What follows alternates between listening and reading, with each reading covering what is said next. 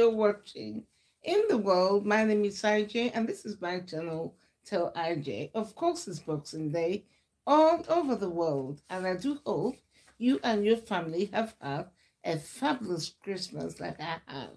Anyway, I just thought I'd just jump in and talk about something I'd just seen on television. Initially, it kind of got me, I jumped off my seat thinking, have they sentenced Jane Shah? Because we all heard that the sentencing will take place on January the 6th. And in case of those of you who don't know who Jane Shah is one of the cast members of the the Real Housewives of Salt Lake City. And surprising to me and many people, this problem with Jane Shah started during the early filming of the second season, where she was accused. Sorry if my camera is shaking because I'm using my selfie stick. Can you see me? Can you see me? Okay, so let me take off my glasses. So, of course, Jane Shah is one of the cast members of the Real Housewives of Salt Lake City, and she was accused of basically tax frauds and selling data and selling apparently some kind of online products to seniors and targeting seniors, knowing fully well apparently that there were little or no value to the things she was selling. So over the years, the past 2 years, it's been quite, in my opinion, I would have thought very, very stressful for her and her family. And we saw in the last season during filming, when all the ladies were in the van that was going to take them to have to travel somewhere for their vacation, and suddenly they were swamped by the federals.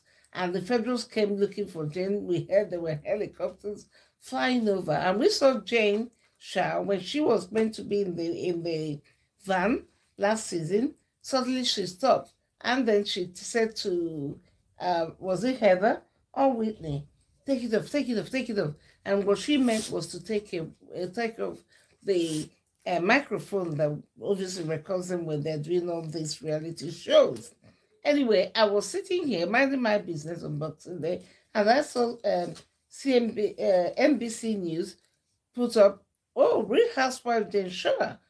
Well, they said she'll get 10 years. But what I saw was get 10 years in prison, and I jumped. So, looking at it very closely, this is simply an opinion of NBC News. Someone in NBC News. I'm going to read what they say. And the heading here on television read, Real Housewife Jane Shah should get 10 years in prison following guilty plea for wire fraud, Fed say. But let me pick it up. And luckily for me, my husband kindly found the link for me, and I'm reading here from the NBC News from their website. It says, just like before, Real Housewife Jane Shah should get 10 years in prison after guilty plea for wire fraud, Fed say. So a new filing says that Shah appeared to mock the charges in her Real Housewives of Salt Lake City season in 2 taglines, which says, the only thing I'm guilty of is being amazing. Well, let me be honest with you guys. We see it, in case you haven't watched any of the Real Housewives shows, often when the opening comes, the ladies say like a tagline. And yes, I have heard myself, Jane Shah, using this tagline, I'm amazing. And I often think, gosh, Jane Shah, you must have a heart of rock, because I'm telling you people, if that had been me, which it wouldn't be because I don't break the law, I try to play straight with everyone, I don't think for the life of me you will find me on television going on as if nothing happened. And if you're one of those who have seen Jane Shah recently, in the third season we're following, right now they're on season 3, episode 12. And the last two episodes, I personally, and I don't think I'm alone, because when I've listened to some YouTubers give their review, I can tell we all share similar notion, which is this. The way Jane Shah has been so violent, nasty, bullish, I don't know what else to call it. And right now, we are on an episode where we saw Heather all scratched up, one black eye, and Heather refusing to tell people who gave her the black eye. And speculation going that it must be Jane Shah, but she felt like if she said who gave her the black eye, that it might affect Jane Shah's sentences. And as someone said, Heather, you need some help. This is like someone trying to protect their abuser. You all know, I mean, all these ladies are literally tiptoeing around Jane Shah. We saw her throw into the sea Angela Kay's shoes, which were designer shoes of 15 or 1800 per pair. We saw her attack Whitney. We saw her attacking Lisa. We saw her attacking Heather, telling Heather that she hasn't got her back. And it's almost like Jane Shah completely has lost it. And to me, I've been watching the last 2 or 3 episodes thinking, when has it become normal for someone, be it allegedly said, that you are the one facing the fence, you are the one going to court, you are the one who spent over $1 million on lawyers trying to defend yourself. But here you are on a program being aired nationally and around the world, treating your fellow cast members like a bully.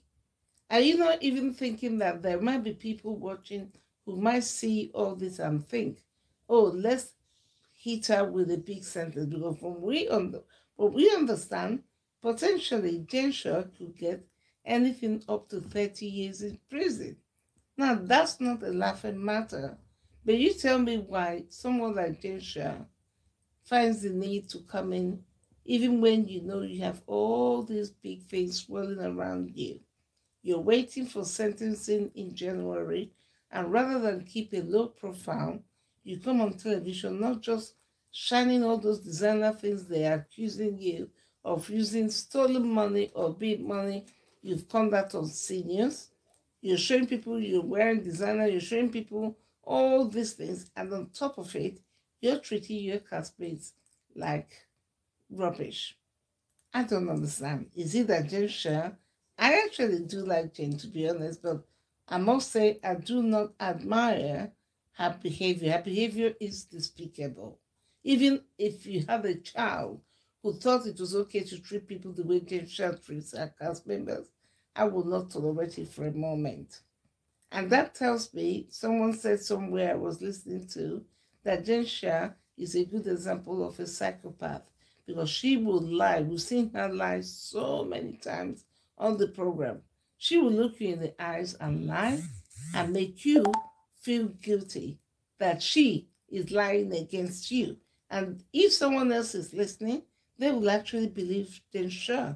But thank God for camera and the producers who are always throwing the ever-needed shade, always throwing a bit of this and that. And when someone said they haven't said something, we see the camera pulling up some film or some clip of where they were caught red-handed, saying the same thing they claim they never said. Anyway, if I'm being honest, as a mother and as a wife, the main people I'm pitying will be the coach, her husband, and of course her children. Whatever sentence Jane Shah is going to get on January 6th, NBC News suggests that she should get not less than 10 years. For whatever reason, that article has been written and talked about on NBC. You guys go over to their website and you can read the full details for yourself. But I don't blame the person who's writing that, because like I said, Jane Shah has not shown any remorse or anything. In fact, if anything, she still tells us on the program, I am not guilty. I am not guilty, but yet you carry on the way you're carrying on. It's terrible.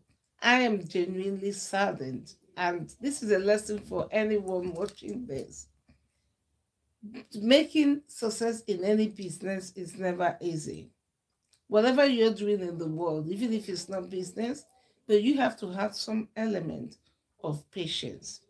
If you do things by the books, you don't have to look back to enjoy the fruit of your labors.